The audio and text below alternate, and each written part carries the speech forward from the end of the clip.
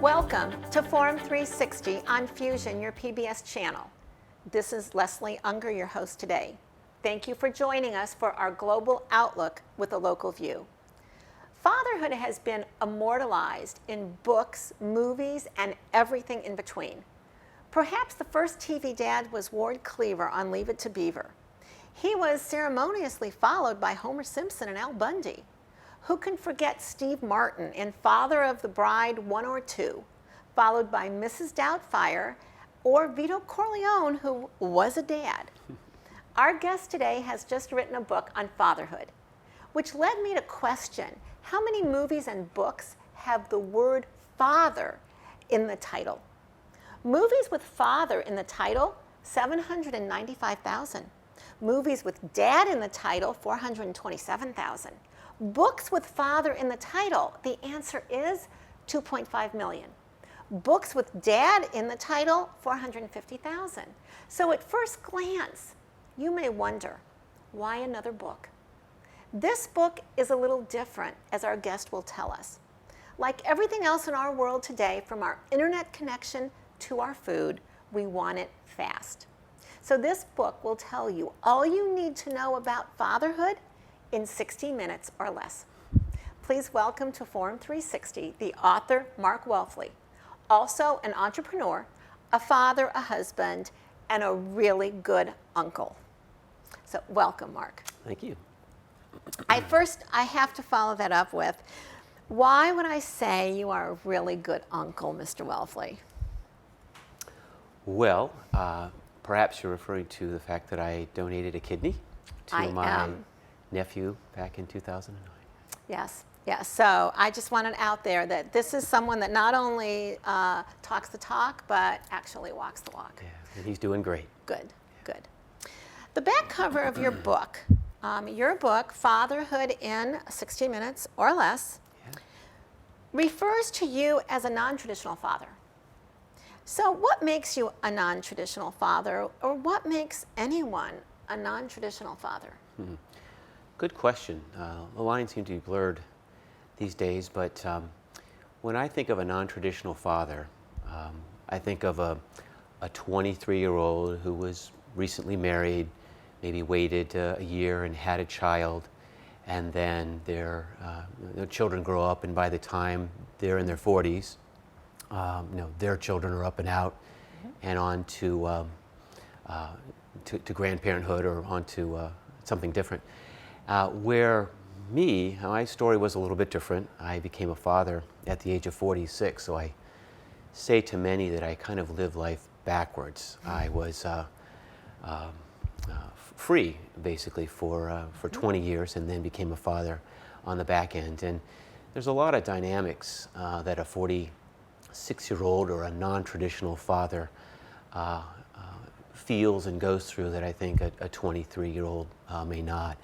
And as I was not necessarily doing research for the book, it kind of went backwards in the sense that I wrote the book, loved it, people responded to it, and then I started doing some research and hearing what other people had to say about it.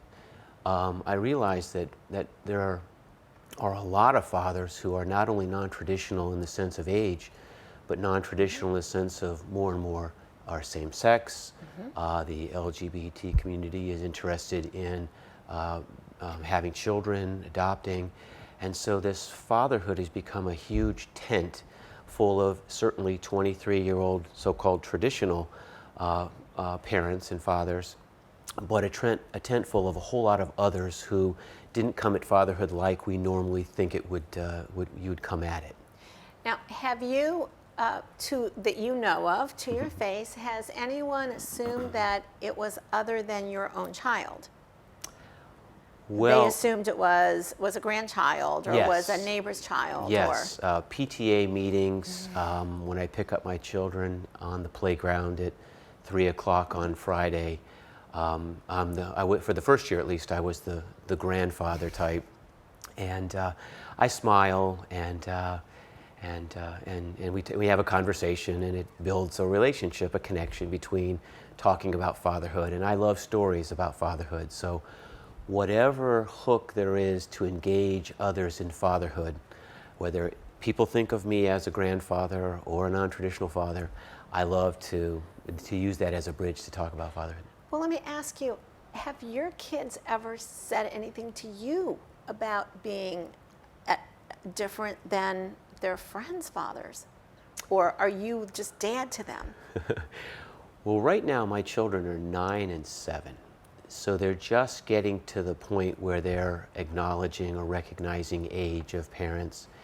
And not in a self-complimentary, but I have a younger look for a 56-year-old. So I can still fool my 9-year-old into thinking I'm a little younger than perhaps she might think. So I haven't been asked that question.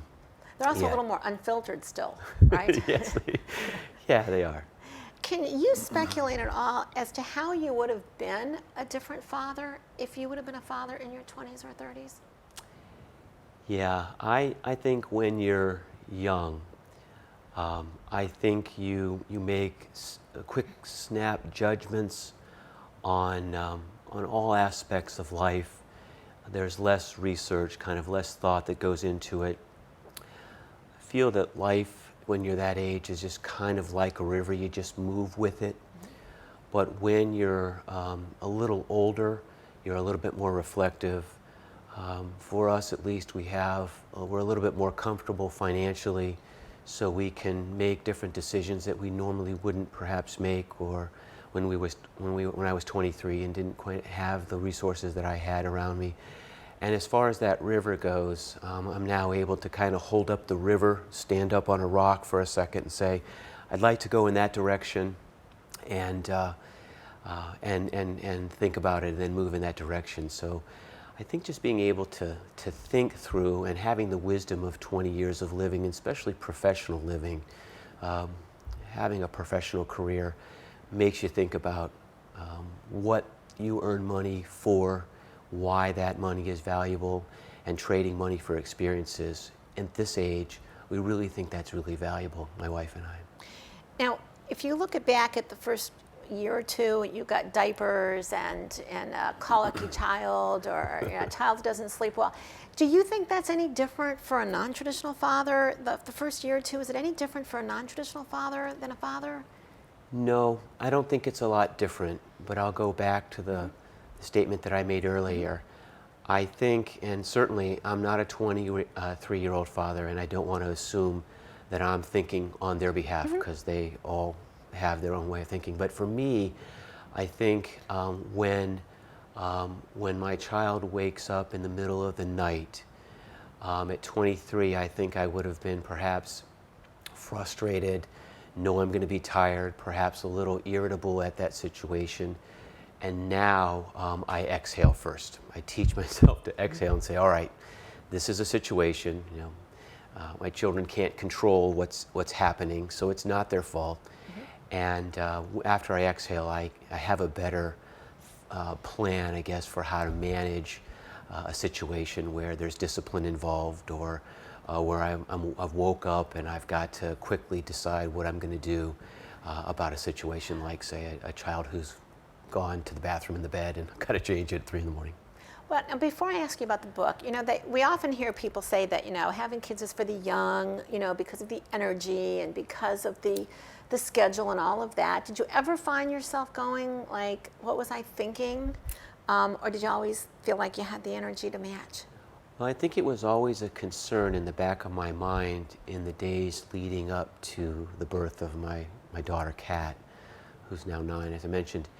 But as time passed, a couple good things happened to me. Number one, I teach at the University of Akron, which is very helpful because it's a manageable schedule.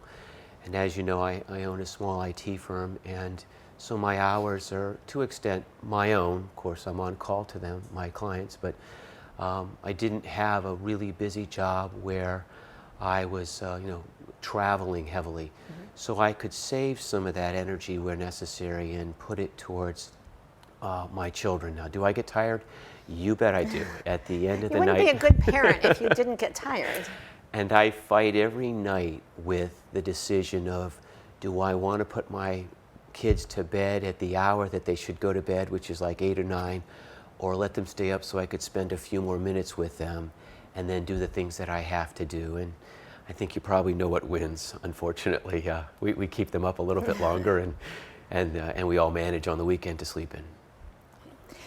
So, with 500,000 books, with Dad in the title and 2.5 with Father in the title, why did you see a need to write one more? Well, when I was raising my children, and I think every father could say this, when my daughter was 1, I started experiencing with her things that I didn't ever hear about in any one of those 500,000 books, which of course I didn't read all of them, but had kind of glimpsed through a few. And teaching at the University of Akron, there's always things that you can teach the student, but then there's also things that they have to learn just by going out and doing, going out and interning. And it's the same way with fatherhood. You can read 500,000 books, but until you actually live it, that's when you begin to get your own experiences, make your own experiences. And in my case, the things that I started observing about my daughter were musings to me. They made me laugh. They made me cry. I couldn't get my phone out fast enough. And so I decided to start writing these things that were funny, odd, unusual to me down. And I didn't see any of these things in a book. And certainly I never had an intent to publish. These were just things for me to write down so that years from now I could look back and laugh, cry, and feel a feeling, right? A feeling. And say, yeah, I remember when that happened when she was 1 or 2, and they were for my documentation. And then I went to a block party. I specifically remember this. We have them in October. And I started sharing some of these. I called them musings, observations. I had about 150 of them. And our block is pretty diverse, so I was talking to a same-sex couple across the street, and some so-called traditional fathers and some non-traditional fathers. And I was sharing my musings, and we were laughing.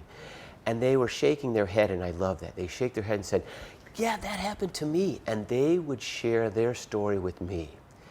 And so, of course, somebody said, you should put that proverbial, you should put that in a book.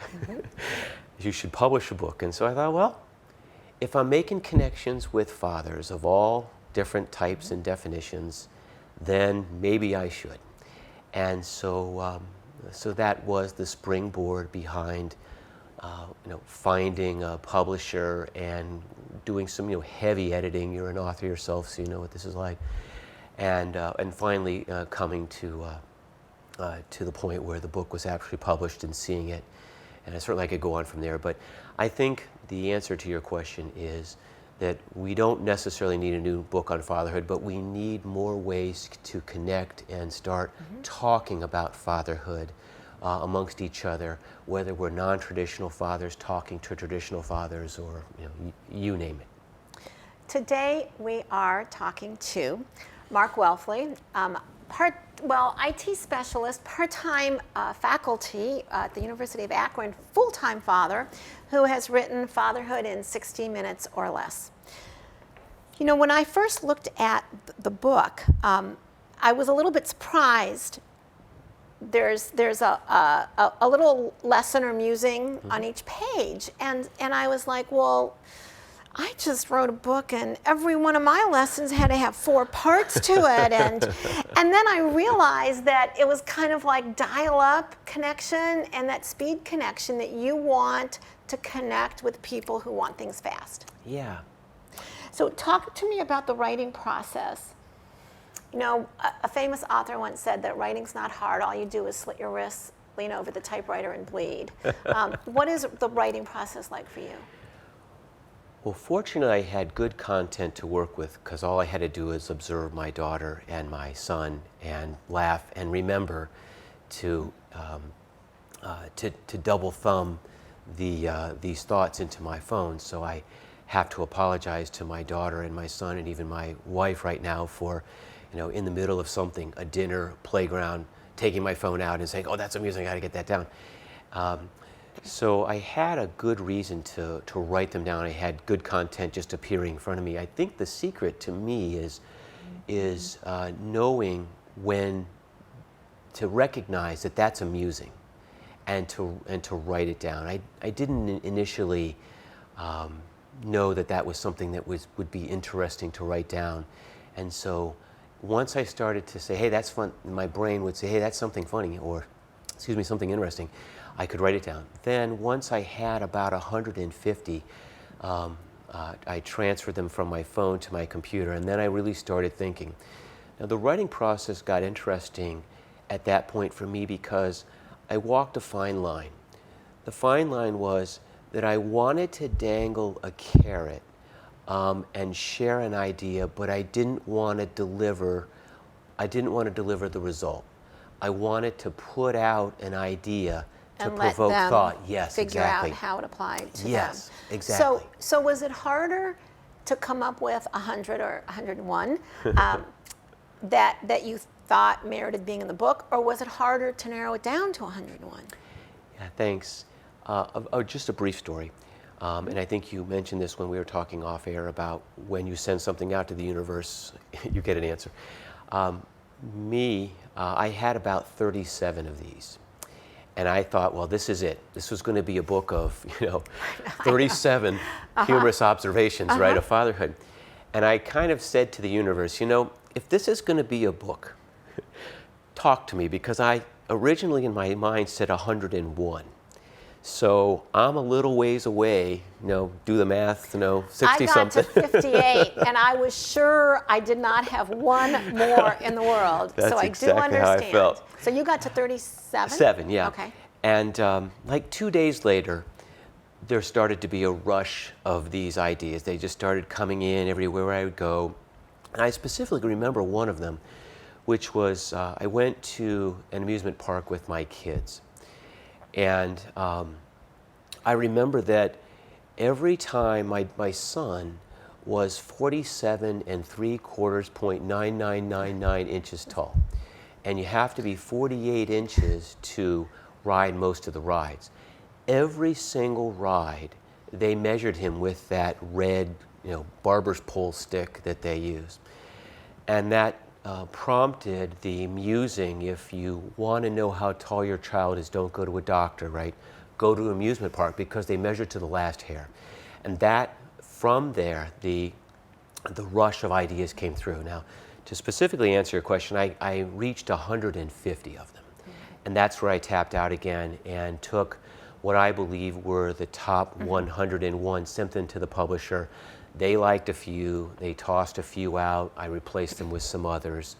And one of them that I really like, which was one of my last musings, was when the training wheels come off, the real training begins. Because when your children can start, right?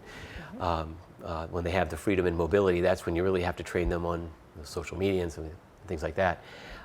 And so I guess that's an answer. I got to 150, called it down to 101, and we all agreed on 101 with the publisher, and we went from there. Now, which has something to do with 101 Dalmatians, right? It doesn't. It doesn't, no. Now, when people think of someone writing a book, they think of it as just one thing, writing a book. I kind of look at it as there's 3 parts. There's writing the book, there's publishing the book, and then there's marketing the book. Yeah. So how do you look at it? And if those are 3 parts, which is the most challenging? The writing, the publishing, or the marketing? Great question. I'll preface that by saying I'm asked that a couple of times about my book to friends and family and so forth, and I say that you have 1 nanosecond between the time you finish the book and the time you start marketing to congratulate yourself. Yes, it's like having a baby, and you do all that work, and then the work's just starting, right? Exactly. And so the first 2 parts, the writing and the publishing, weren't that bad. The writing, as I mentioned, because the ideas came to me, and I did have to wordsmith them, but they're quick-hitting thoughts, so it's not a paragraph book where you have to worry about putting this paragraph in that spot and move this chapter over here. The publishing was pretty straightforward. It didn't require a lot of editing. I mean, words here and there and that, but didn't require a lot of editing. It's the marketing. It's the marketing. It's when you care so much about a book and you want others to care as much as you do, and you realize, and I often say that it's, when you first market the book, you talk to all your friends and family, and they go out and buy it, and it gives you perhaps a false sense of how great your book's going to do, right? And then the net goes away, like all of your friends and family, they bought it. You're done. They got it. You've got no more lifelines. And then you wonder, is your book going to fall into a void, and then there'll be nobody there to buy it, or there will be there's someone. And when you first get your first review or second review, that you think, oh, there actually is somebody out there. And so what keeps me going is I know that the people I've given my book to, they've all come back to me and had a connection in a certain way. I had a father who liked my bacon observation about making food more palatable to a kid if you just add bacon. And they told me their story. Mine was I had to add it to meatloaf to get my kids to eat meatloaf. But the marketing is the part. It's tricky. So social media, how do you get people interested in to love it like you do, or again, to build a bridge to have a conversation with you about your book, which is really what I think sells book, the emotional connection you have to the reader. If there was one thing that you would want your daughter to remember about her childhood, what would it be? Wow. Well, we talk about this a lot with her and my son, and that is, I don't care how smart they are. I don't care how attractive they are. I just care about their spirit. And if somebody in the world can look into her eyes and tell that she has a good spirit, that's enough for me. And my son as well. And so it'd be the same advice for your son. I don't want to forget him in this. And he's just now starting to connect to the concept of the spirit. My daughter, she gets it. And if you could go out one day and make one person's life a little happier, open a door for an older adult, or just find something that someone who's struggling, go into their mind and find something that they hold valuable to them and cherish that for a moment and make them feel good about themselves. That's what I want them to strive for, and that's what I want them to remember, that their spirit matters the most. In the couple minutes that we have remaining, I'm going to ask you for 1 or 2 word answers. Sure. Part of the theme of Forum 360 is just the fabric of Northeast Ohio. So, Skyway or Swenson's, which one is your favorite? Swenson's, but I'm not a fan of the Galley Boy, I'm sorry to say to your audience. I'm a Californian girl, so. Your favorite season in Northeast Ohio? My favorite season is fall. Your favorite location in Northeast Ohio? If you're going to take your kids one place, where would you take them? My favorite place to take my children right now is Chuck E. Cheese. I'm sorry to say, but we all play. Not my the wife. Most spiritual location in the world, but boy, do we have fun. Sorry. What is something that's on your iPod or that you listen to in a TED Talk at this moment? I'm a big fan of autobiographies and biographies of famous people. I like to know spiritually how they connected to make their businesses great. And what would you look back and what would you want your 21-year-old self to know? Well, it's trite, but don't sweat the details. The big things matter. Worry about those things first, and take a big breath before you think about those and make a decision. So exhale gets 2 votes here. It does. On this show. And I know it's kind of like asking a favorite child or a favorite dog, but if you had to pick one favorite piece of advice from your book, what would that be? Well, that fatherhood is a journey, and you're going to have ups and downs, but you got to laugh. And this book is designed to help you laugh a little, reflect a little, cry a little, but have some emotion when it comes to being a father. Thank you. The African proverb, "It takes a village to raise a child," is certainly true. But just as true is how important the father is to the child's village. Our guest today has updated fatherhood in his new book, Fatherhood in 60 Minutes or Less. Today's father may look a little different than Ward Cleaver. Perhaps they're same-sex parents or older first-time parents or a single parent. Perhaps you will take away this piece of advice.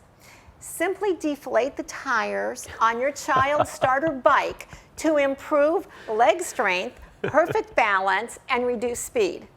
Or this piece of advice. A dog always gives 100% and never complains, which makes a dog a role model for a child. This from a father who wasn't a dog lover pre-kids. Our guest today, author and entrepreneur Mark Welfley, has shared insights from his new book, Fatherhood in 60 Minutes or Less. This book and the author are both a part of the amazing tapestry of Northeast Ohio. Thank you to our guest today, and thank you to all of you for joining us on Forum 360. I'm Leslie Ungar with a global outlook with a local view. And time for just one more question. What one thing, if you had to pick one thing in 5 seconds for a dad to get out of this book, what would it be? Laugh and remember it's a journey, and think of the spirit of the child. Thank you for joining us today. Forum 360 is brought to you by John S. and James L. Knight Foundation, the Akron Community Foundation, Hudson Community Television, the Rubber City Radio Group, Shaw Jewish Community Center of Akron, Blue Green, Electric Impulse Communications, and Forum 360 supporters.